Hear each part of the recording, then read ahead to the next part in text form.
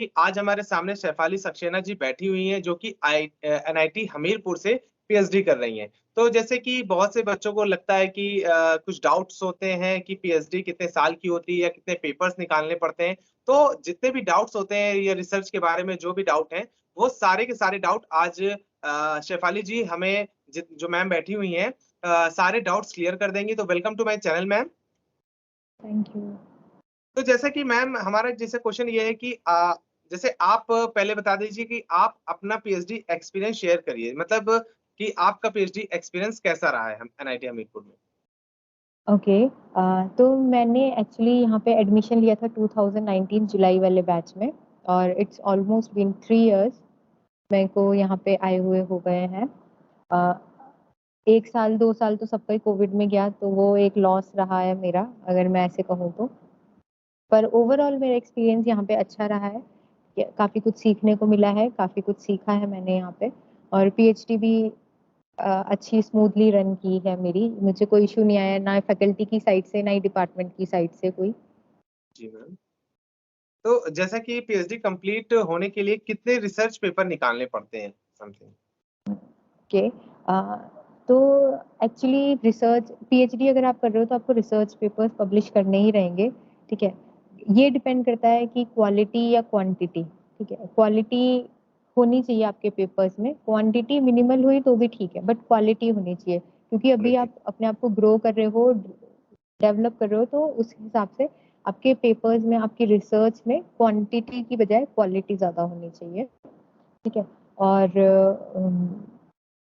Question repeat करेंगे please? जैसे कि मतलब नंबर ऑफ क्वेश्चन पेपर ऐसा होता है कि कितने हाँ, निकालने हैं हमको। Question okay.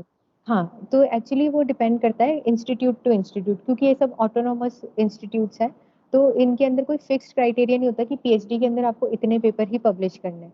अब जैसे अगर मैं एनआईटी हमीरपुर की बात करूँ, तो यहाँ पे क्राइटेरिया है कि आपके 2 पेपर्स होने चाहिए जर्नल, नॉन पेड वाले।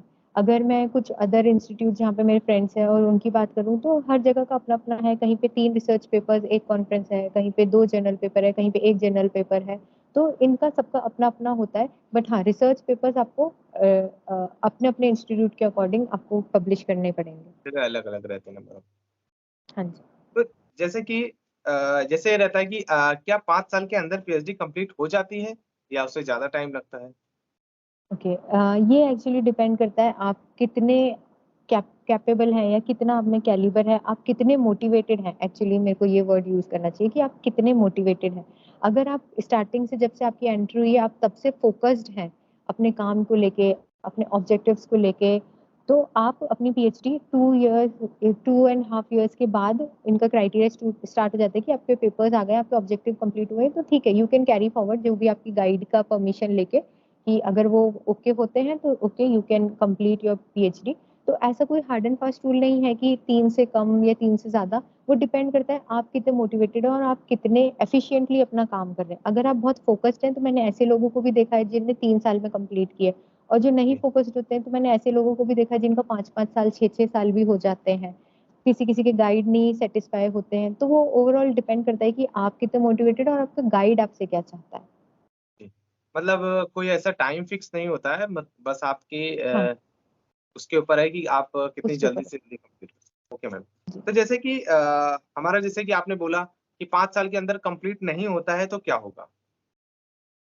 अगर कंप्लीट नहीं होता है, एक्चुअली ये जो 5 साल का जो चीज़ है, ये एक्चुअली 5 साल की चीज़ यहाँ से है कि जो मैंने जैसे स्कीम्स के बारे में बताया था, पीएचडी स्कीम्स और पीएचडी मोड्स के बारे में, तो जैसे उसमें अलग-अलग स्कॉलरशिप्स थी, जैसे जी। एमएचआरडी हो गई, यूजीसी नेट हो गई।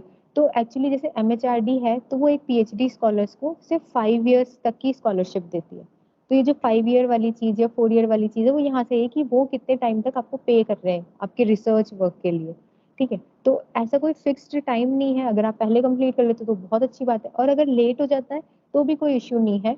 जैसे अगर आपकी 5 साल से ज़्यादा हो जाते हैं, तो आपको एक्सटेंशन मिल जाता है कुछ-कुछ कॉलेजेस के अकॉर्डिंग। जैसे एनआईटीज़ में आप लोगों को एक्सटेंशन मिल जाएगा, आईआईटीज़ में ऐसा कुछ नहीं होता। आप अपने आपको अगर पैसे नहीं मिल रहे हैं, आपको पे नहीं मिल रहा है, आपकी फेलोशिप नहीं मिल रही है, तो ठीक है, आप दूसरे जैसे फैकल्टी के अंदर का कोई प्रोजेक्ट है, तो आप उस प्रोजेक्ट में कंटिन्यू कर सकते हैं। तो वो ओवरऑल डिपेंड करता है कि आपका आपके गाइड के साथ कितनी बॉन्डिंग है और कैसे है, आपका गाइड कितना सेल्फ सफिशिएंट है, आप कितने सेल्फ सफिशिएंट हो। अगर आप अच्छे से काम कर रहे हो तो गाइड को भी होता है कि हाँ मेरा बच्चा अच्छे से काम कर रहा है, तो उसको और अच्छे से हम फुल फ्लेज्ड फैसिलिटीज दें। तो ये गाइड और कॉलेज की ये रिस्पॉन्सिबिलिटी होती है। तो ऐसा कुछ फिक्स नहीं है कि कुछ हो जाएगा अगर आपकी 5 साल में नहीं कंप्लीट हुई तो। अगर आप फोकस्ड है, अच्छे से काम कर रहे हैं तो आपकी हो ही जाएगी, और अगर नहीं होती तो भी ऐसा कुछ नहीं है, आपको एक्सटेंशन मिल जाता है तो उसका कोई इशू नहीं होता। मतलब कि ऐसा कोई टाइम पीरियड नहीं है कि 5 इयर्स की पीएचडी होती है, पहले भी हो ये सकती है, बट ये है कि जो स्टाइफन वगैरह मिलती है वो एक फिक्स रहती है कि फिक्स इस टाइम अमाउंट, की आप, हाँ जी। अगर जैसे नहीं रहती तो आपके जिनके अंडर में आप हो तो आपको किसी प्रोजेक्ट में डाल के अलग से स्टाइफन वगैरह दिला सकते या आप खुद भी मतलब किसी प्रपोजल करके और हैं। खुद भी आप एक प्रोजेक्ट लेके आ सकते हो, तो उसकी फंडिंग से आप मतलब अपना वो कर सकते हो। क्योंकि एक्चुअली ये जो स्कॉलरशिप मिलती है हमें रिसर्च फेलोशिप के काम के लिए, कि आपको काम में क्या रिक्वायरमेंट है, किसी चीज की रिक्वायरमेंट है, तो उन पर्टिकुलर चीजों के लिए हमें ये स्कॉलरशिप दी जाती है। या टीएशिप कर रहे हो आप, क्योंकि आपको पीएचडी में हो तो आपको बच्चों को पढ़ाना भी होता है, बीटेक के बच्चों को उनकी लैब्स लेनी होती है, तो वो सब उसमें कंसिडर किया जाता है कि 8 आवर्स ऑफ वर्क में। तो जैसे कि पीएचडी क्या होता है, जैसे कि थोड़ा प्रेशर रहता है, तो क्या पेनफुल होती है क्या? प्रेशर तो अगर मैं अपने एक्सपीरियंस से बताऊं तो मुझे इतनी पेनफुल या प्रेशराइज्ड नहीं लगी, क्योंकि मेरे गाइड मेरे बड़े सपोर्टिव हैं। उनने कभी मुझे एकदम ऐसे छूट दे रखी है कि जो आप करना चाहो, जैसे आप करना चाहो उस हिसाब से। तो गाइड की मेरे साथ तो बहुत रही है, और फैकल्टी का काम ही ये होता है गाइडेंस देना। तो मैंने देखा है कि बहुत से फैकल्टीज बहुत अच्छा गाइड करते हैं। तो अगर आप सिंसियर हो, आप मोटिवेटेड हो, आप खुद से काम करना जानते हो, आप थोड़ा बहुत काम करते हो खुद से, तो हल्की बहुत गाइडेंस से भी आप बहुत अच्छे से परफॉर्म कर सकते हो। तो पेनफुल तब होगी जब आप, जैसे आप नहीं काम कर रहे हो, आपके पेपर्स नहीं आ रहे, तब आपके ऊपर प्रेशर बनेगा कि पेपर्स नहीं आ रहे, कंप्लीट करने के लिए मुझे पेपर्स चाहिए।